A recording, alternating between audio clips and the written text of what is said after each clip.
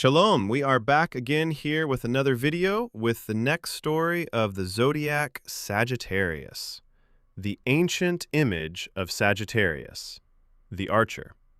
A man riding on a horse shooting an arrow aimed at Antares Scorpio, the enemy.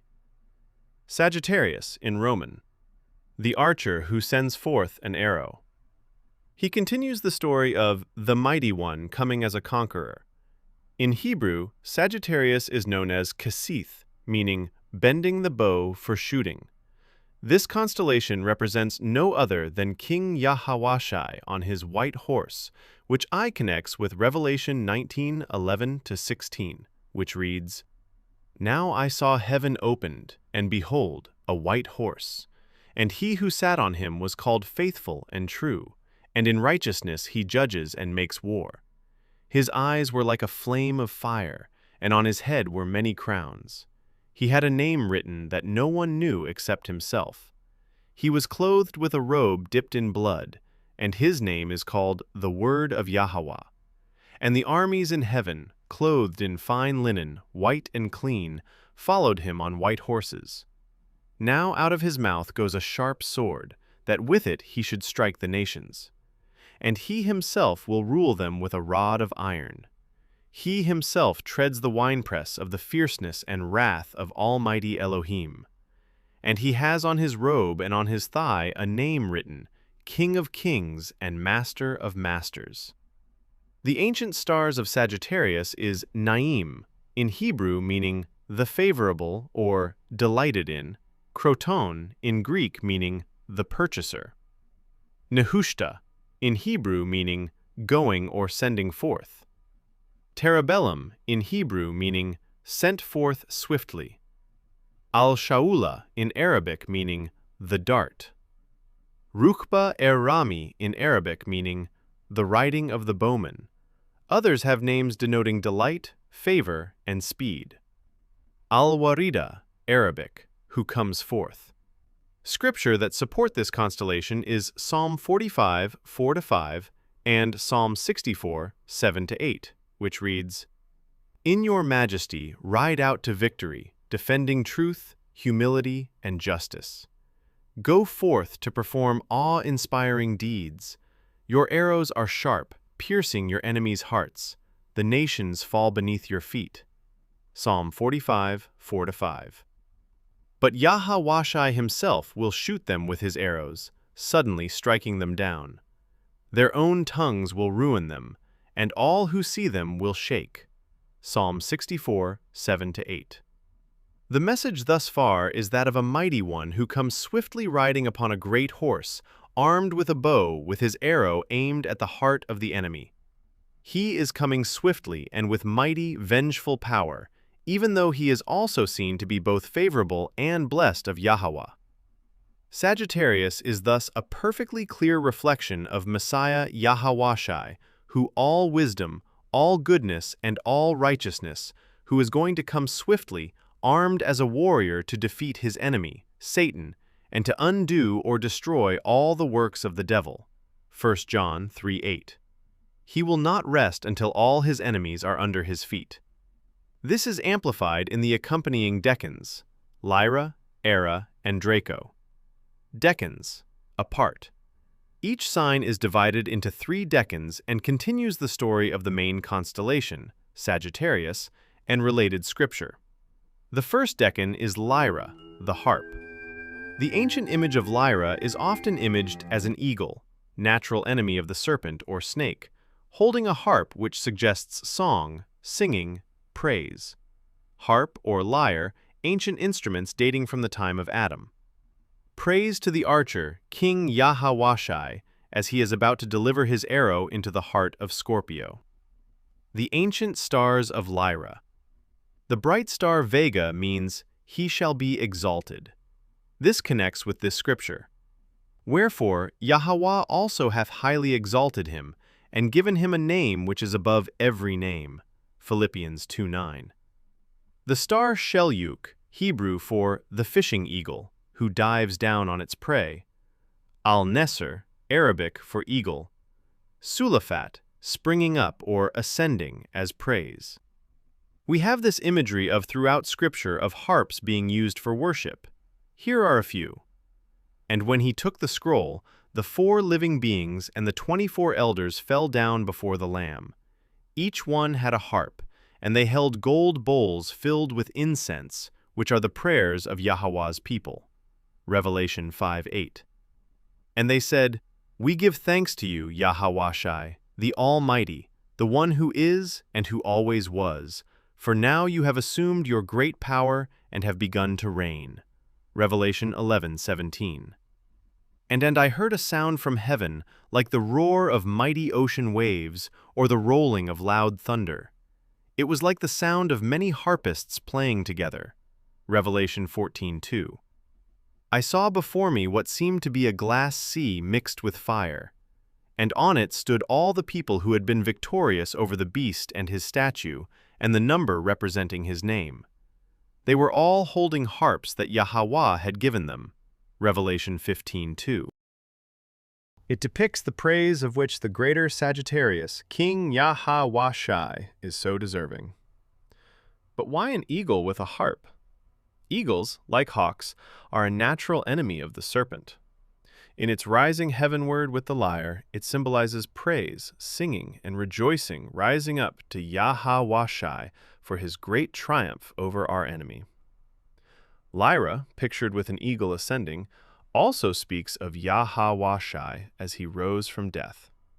He ascended from the depths of the earth, and from there up to the highest heaven, having utterly and completely defeated the devil with his own weapon, death. Vega is a pure white star and one of the brightest in the heavens. The Hebrew root word from which Vega is derived, Ga, is used by Moses in the very first song recorded in Scripture, in Exodus 15:1, which, "Then Moses and the children of Jacob sang this song to YHWH, and spoke, saying, I will sing to YHWH, for he has triumphed wonderfully. The horse and its rider he has thrown into the sea." Our English word for victory comes from this very same root word. That's exactly how birds fish, isn't it? They dive into the water, grab and kill their prey, then rise upward into the heavens again, victorious. The next decan of Sagittarius is Ara, the altar. The ancient image of Ara is a fiery altar, turned over as if to pour out judgment or fire upon the earth. Image of altar called al-Mugamra, Arabic, completing or finishing. No star names have been passed down for this constellation. You will throw them in a flaming furnace when you appear. YHWH will consume them in his anger. Fire will devour them. Psalm 21:9. The devil, who deceived them, was cast into the lake of fire and brimstone, where the beast and the false prophet are, and they will be tormented day and night forever and ever. Revelation 20:10.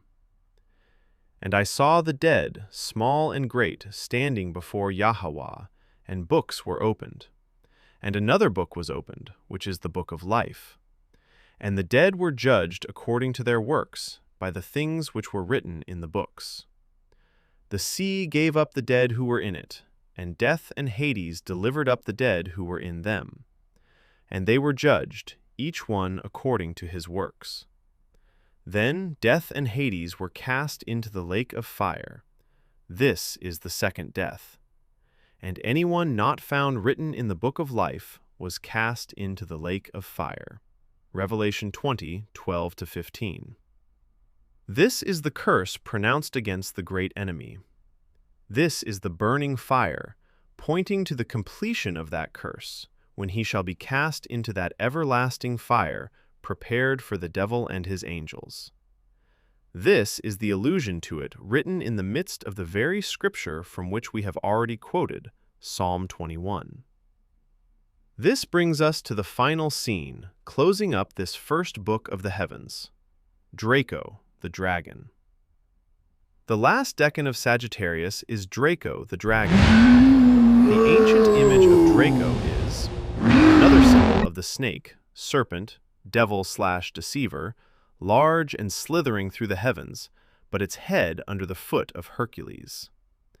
The North Star was in this constellation 4,700 years ago, but is now under the foot of the constellation Cephus, the king who represents King YHWH'S on his throne, reigning as the king of the universe. The star in Draco, Thuban, Arabic, he is to be trodden down. In Greek, it means trodden. Each of the three great books concludes with this same foreshadowing of apocalyptic truth. The same great enemy is referred to in all these pictures. He is the serpent, he is the dragon. The serpent represents him as the deceiver, the dragon as the destroyer. Here, at the close of the first book, we see not merely a dragon, but the dragon cast down from heaven.